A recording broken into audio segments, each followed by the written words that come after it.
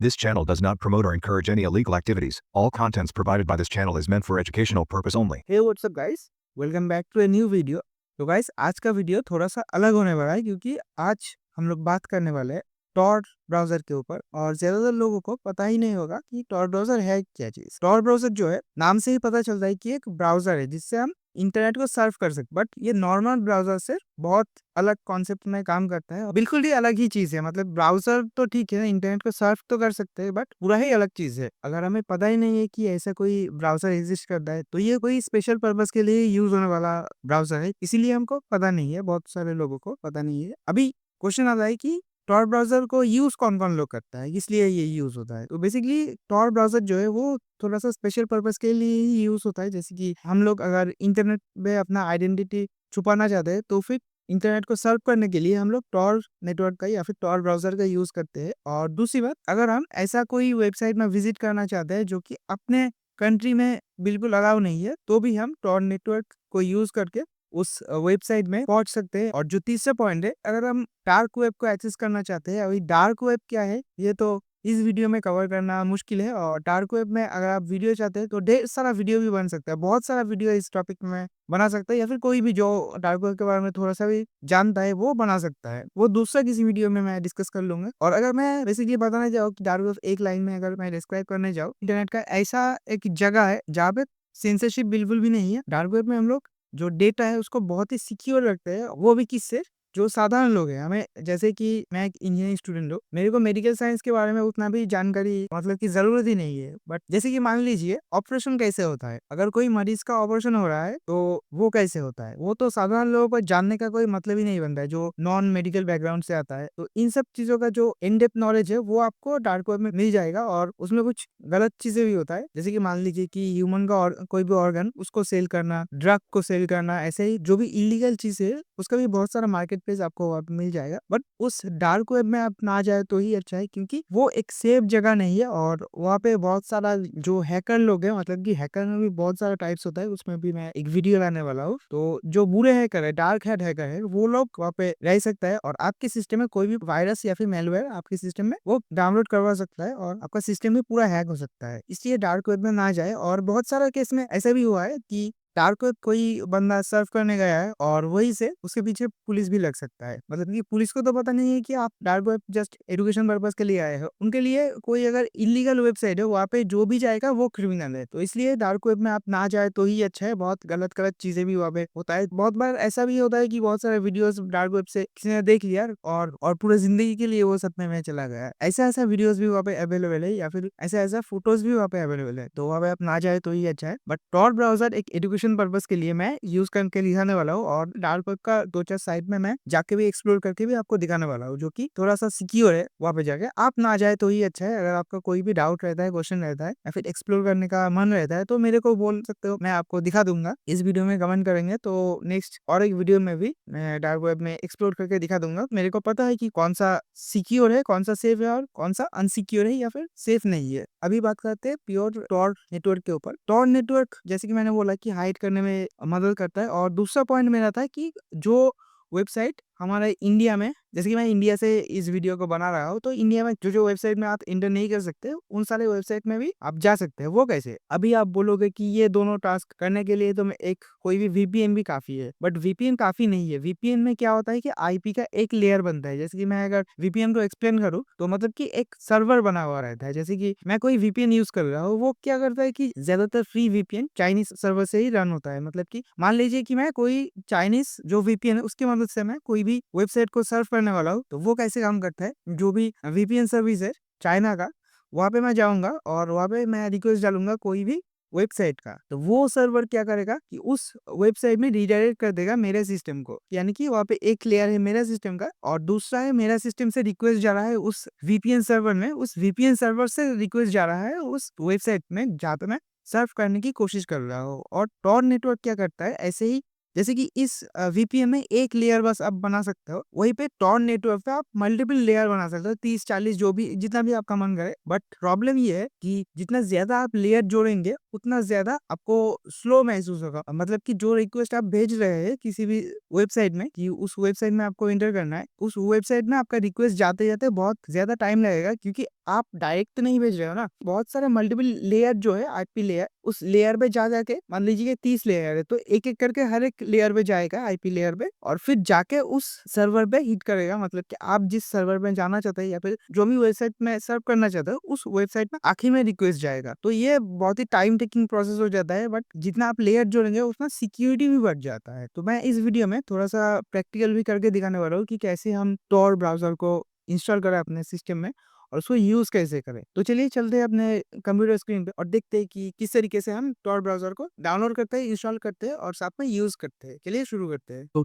tor browser को पहले तो हमें डाउनलोड करना पड़ेगा, और tor ब्राउजर को डाउनलोड करने के लिए आपको सबसे पहले अपने एक फेवरेट ब्राउजर पे आ जाना है। मैं बेसिकली गूगल क्रोम को प्रेफर करता हूँ कोई भी ब्राउजिंग करने के लिए, तो मैं गूगल क्रोम पे आ गया। आप चाहे तो कोई भी ब्राउजर पे आ सकते हैं और यहाँ पे लिखना है प्रोजेक्ट tor और फिर सर्च करना है, और जो पहला वाला वेबसाइट आ जाएगा आपके सामने torproject.org, यहाँ पे आपको क्लिक कर देना है।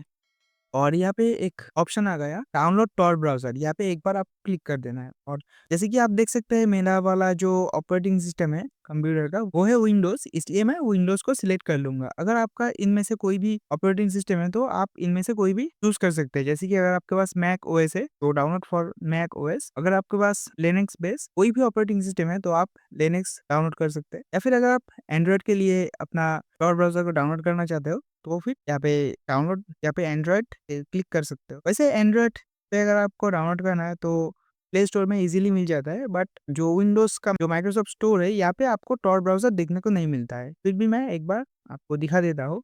यहाँ पे अगर मैं सर्च करूँ tor, तो यहाँ पे कोई भी रिजल्ट वैसे आएगा नहीं। देखिए यहाँ पे tor ब्राउज़र नहीं मिल रहा है, यानी कि यहाँ पे tor ब्राउज़र लिस्टेड नहीं है। तो आपको गूगल से डायरेक्ट tor ब्राउज़र का जो ऑफिशियल वेबसाइट है वहीं से आपको डाउनलोड करना है। तो यहाँ पे डाउनलोड फॉर विंडोज़ मैं कर देता हूँ और ये डाउनलोड होने में थोड़ा-सा टाइम लगेगा। ये डाउनलोड होना चालू हो गया। ये देख सकते हैं 105 एमबी का फाइल है। इसको पहले मैं डाउनलोड होने देता हूँ, उसके बाद इंस्टॉल करना भी मैं सिखाने वाला हूँ। तो अभी देख सकते हैं tor ब्राउज़र जो है वो यहाँ पे डाउनलोड हो चुका है। अभी बारी है इसको इंस्टॉल करने का। जैसे कि कोई भी एप्लीकेशन को या फिर सॉफ्टवेयर को आप इंस्टॉल करते हैं वैसे ही आपको tor ब्राउज़र को भी सेम उसी मेथड से आपको इंस्टॉल करना है। पहले करना है डबल क्लिक इसके ऊपर और फिर यहाँ पे आप अपना लैंग्वेज सिलेक्ट कर सकते हैं। मैं इंग्लिश ही रहने देता हूँ और फिर ओके करता हूँ यहाँ पे। यहाँ पे परमिशन माँग रहा है कि कौन-सा ड्राइव पे कौन-सा डायरेक्टरी में आपको इस tor ब्राउज़र को सेव करना है। तो जैसे यहाँ पे है उसी तरीके से मैं रहने देता हूँ और इंस्टॉल पे क्लिक करता हूँ, और ये इंस्टॉल होने में थोड़ा-सा टाइम लेगा। तो यहाँ पे इंस्टॉल हो चुका है, अभी फिनिश कर दूँगा तो ये पूरा टास्क हमारा कंप्लीट हो जाएगा। अभी tor ब्राउज़र जो है वो इंस्टॉल हो चुका है, तो ये लॉन्च भी हो चुका है। और इस कनेक्ट बटन पे जब भी मैं क्लिक करूँगा तो ये ब्राउज़र जो है वो tor नेटवर्क से कनेक्ट हो जाएगा। यहाँ पे ऊपर आप देख सकते हो कि नॉट कनेक्टेड लिखा हुआ है, यानी कि ये ब्राउज़र जो है अभी इंटरनेट से कनेक्ट नहीं है। इंटरनेट या फिर जो tor नेटवर्क है उससे कनेक्टेड नहीं है। और ये नॉर्मल ब्राउज़र तो बिल्कुल भी नहीं है, जैसे कि मैं पहले ही बता चुका हूँ। ये ब्राउज़र जो है वो tor नेटवर्क से कनेक्टेड रहता है और इसको मैं कनेक्ट कर देता हूँ। ये कनेक्ट होने में 2-3 सेकंड लग सकता है। तो देखिए ये ब्राउज़र जो है वो काम करने के लिए बिल्कुल तैयार है और ये कनेक्ट हो चुका है। और अभी आप सोच रहे होंगे कि ये तो फुल स्क्रीन में नहीं है, हम इसको फुल स्क्रीन कर सकते हैं, बिल्कुल कर सकते हैं, बट फुल स्क्रीन रिकमेंडेड नहीं है बिल्कुल भी। क्योंकि अगर आपका ये ब्राउज़र फुल स्क्रीन पे आपका चलेगा, मैक्सिमाइज़ कर देंगे साइज़ को, तो आपका जो मॉनिटर है उसका जो स्क्रीन रेशियो है वो ब्राउज़र को पता चल जाएगा। और मान लीजिए कोई भी डार्क वेब में आप एक्सेस कर रहे हो तो जो भी हैकर वगैरह कुछ भी अगर हो तो आपका स्क्रीन साइज़ वो मेज़र कर सकता है और उससे थोड़ा बहुत पता लगा सकता है आपके सिस्टम के बारे में। इसलिए ये रिकमेंडेड है कि इसको फुल स्क्रीन ना करें, जो भी साइज़ यहाँ पे है उसी साइज़ में रहने दें। और ये बिल्कुल भी छोटा साइज़ नहीं है, अच्छा खासा साइज़ है। वैसे पहले तो ब और भी छोटा आता था, जब मैं पहली-पहली बार यूज़ करता था। तो अभी यहाँ पे कुछ मैं सर्च करके देखता हूँ। मैं सर्च कर रहा हूँ माय आईपी एड्रेस।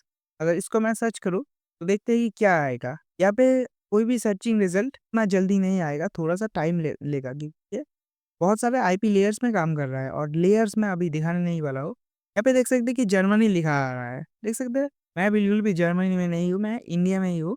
बट फिर भी यहाँ पे जर्मनी दिखा रहा है क्योंकि इसका जो आखिरी लेयर है वो जर्मनी से है। तो इस वेबसाइट में मैं आके देखता हूँ कि इसका आईपी एड्रेस क्या दिखा रहा है, और मैं इस आईपी एड्रेस को चेक करके भी दिखाने वाला हूँ। यहाँ पे एग्री कर देता हूँ, कोई बात नहीं, आप एग्री कर सकते हो। और इस आईपी एड्रेस को मैं अगर कॉपी करूँ और मेरा जो फ़ेवरेट ब्राउज़र है गूगल क्रोम, इस पे आके मैं सिंपली इस आईपी एड्रेस को सर्च करूँ, तो देखते हैं कि कौन-सा रीजन का बताता है। वैसे इस आईपी एड्रेस का कोई जेन्युइनिटी तो है नहीं। ये दिखा देगा कि ये टॉर ब्राउज़र से ही बिलॉन्ग करता है। फिर भी मैं आपको दिखा देता हूँ कि इसका रिज़ल्ट क्या आता है। ये मैंने डाल दिया अपना आईपी एड्रेस और गूगल में देखते हैं कि इसके बारे में क्या जानकारी हमें मिलता है। तो अभी देख सकते हैं उस आईपी एड्रेस को जब मैं सर्च किया, तो यहाँ पे कुछ और ही खुल गया, टॉर रिले। तो यहाँ पे दिखा रहा है कि टॉर रिले यानी कि ये जो आईपी एड्रेस है ये टॉर नेटवर्क से कनेक्टेड है। यानी कि ये कोई जेन्युइन आईपी एड्रेस है ही नहीं, ये टॉर का एक आईपी एड्रेस है और इसका जो भी आईपी लेयर्स वगैरह है वो सब कुछ यहाँ पे मेंशन है।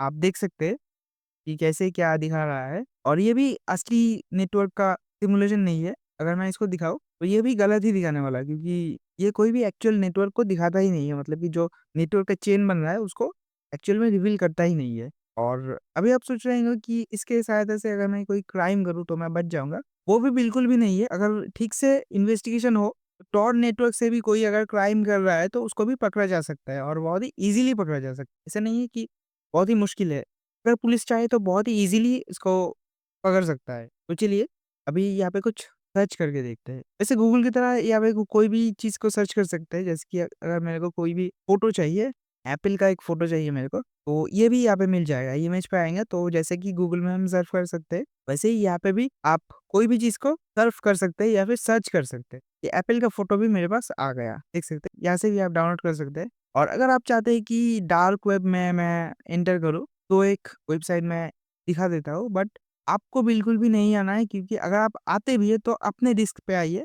मेरा कोई भी यहाँ पे हाथ नहीं है, मैं आपको नहीं उकसा रहा हूँ डार्क वेब में आने के लिए। अगर आप आते हैं तो अपने मर्ज़ी से, और कोई भी रिस्क हो तो अपने ऊपर ही रिस्क होगा। मैं किसी भी चीज़ के लिए ज़िम्मेदार नहीं हूँ। डार्क वेब में अगर आपको आना है तो आप ऐसे किसी भी तरीके से सर्च करके तो आ नहीं सकते, क्योंकि उसके लिए एक एग्ज़ैक्ट यूआरएल चाहिए। और डार्क वेब का जो यूआरएल है, जैसे कि हम लोग नॉर्मल अगर सरफेस वेब में सर्फ करते हैं तो .com, .in, .org ऐसे करके वेबसाइट्स रहता है। बट यहाँ पे वैसा कोई सिस्टम नहीं है। यहाँ पे जो भी वेबसाइट आपका डार्क वेब में अवेलेबल है, उसमें आपको .com या फिर .in या फिर .org बिल्कुल भी नहीं रहेगा। यहाँ पे रहेगा .onion। वेबसाइट में जाने के लिए आपको तो पता नहीं होगा कि उसका यूआरएल क्या है। उसको जानने के लिए आप एक वेबसाइट है जो कि सरफेस वेब में भी अवेलेबल है, उसका नाम है हिडन विकी। हिडन विकी नाम से आप अगर सर्च करेंगे, जो पहला वाला वेबसाइट है, यहाँ पे मैं आ जाता हूँ hidenwiki.org। और जैसे कि मैं अभी बताया कि ये एक सरफेस वेब है, तो इसमें आप कोई भी ब्राउज़र से आ सकते हैं, बट इसमें जो भी लिंक मिलेगा आपको, ये सरफेस वेब का नहीं है, ये डार्क वेब का हिस्सा है। देख सकते हैं कि .onion नाम का वेबसाइट है, तो ये .onion नाम का जो भी वेबसाइट है, इसको मैं अगर कॉपी करूँ इस यूआरएल को, कॉपी लिंक, और फिर मैं अगर गूगल क्रोम से ओपन करने जाऊँ, तो ये बिल्कुल भी ओपन नहीं होने वाला है। ये देख सकते हैं, रीलोड बटन आ रहा है। ये किसी भी हालत में टॉर के सिवाय कोई दूसरा वेबसाइट में ये ओपन नहीं होगा। अभी टॉर ब्राउज़र में मैं आ गया और फिर इसी वेबसाइट को ओपन करने की कोशिश करता हूँ, तो ये ईज़िली ओपन हो जाएगा। थोड़ा-सा टाइम ज़्यादा लग सकता है, बट ये ओपन हो जाएगा। ये देख सकते हैं, ये जो वेबसाइट है, ये एक डार्क वेब है और ये ओपन हो गया। यहाँ पे बहुत सारा वेबसाइट्स है, बट इसमें मैं जाने नहीं वाला हूँ, क्योंकि कुछ भी हो सकता है। इस वेबसाइट में मैं जा सकता हूँ, तो मैं जाके देखता हूँ कि क्या दिखा रहा है। तो डार्क वेब से रिलेटेड ये वाला वीडियो बस इतना ही। आशा करता हूँ वीडियो आपको पसंद आया होगा। अगर पसंद आया तो प्लीज़ एक लाइक कीजिए। अपने फ्रेंड लोगों को भी शेयर कीजिए ये वाला वीडियो, ताकि उनको भी थोड़ा-सा नॉलेज में आए कि डार्क वेब क्या है या फिर टॉर ब्राउज़र क्या है, उसको यूज़ कैसे करते हैं और किस-किस वजह से हम उसको यूज़ कर सकते हैं। ये अच्छे के लिए भी हो सकता है, बुरे के केस में भी यूज़ आप कर सकते हैं। वैसे बुरा काम ना करें, यही मैं आपको रिकमेंड करूँगा। आप अच्छे काम के लिए इसको यूज़ कर सकते हैं। अगर वीडियो आपको पसंद आया तो प्लीज़ वीडियो को लाइक कीजिए, अपने फ्रेंड लोगों को शेयर कीजिए और चैनल में अगर नए हो तो प्लीज़ चैनल को सब्सक्राइब कीजिए। मिलता हूँ नेक्स्ट वीडियो पे। वीडियो को पूरा देखने के लिए शुक्रिया।